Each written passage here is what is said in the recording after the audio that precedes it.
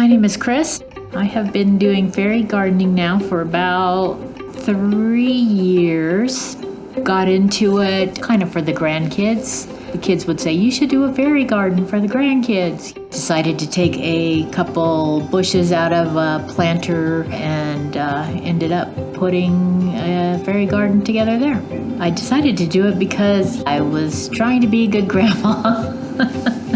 And they can be anywhere from big fairy gardens and take up lots of space to just small in a planter.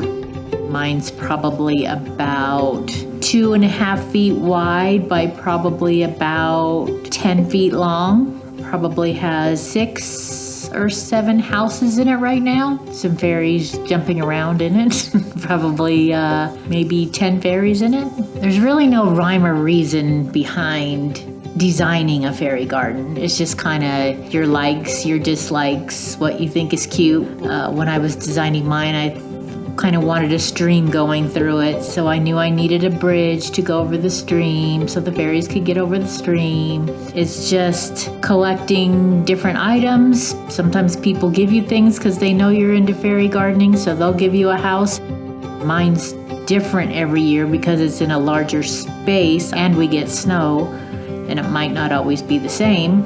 My fairies are not winter people, so they get put away. I guess you could say that they hibernate during the winter.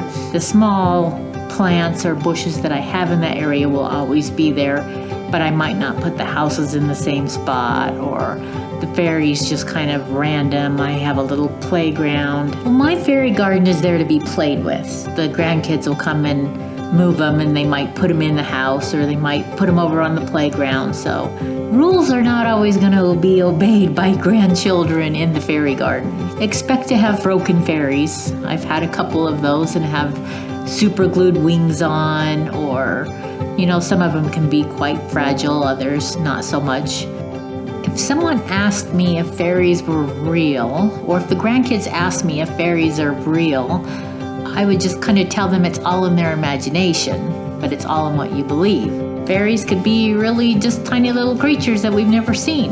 I think what I enjoy about putting together the fairy garden is there's nothing set in stone. You can do what you want. You can really do anything.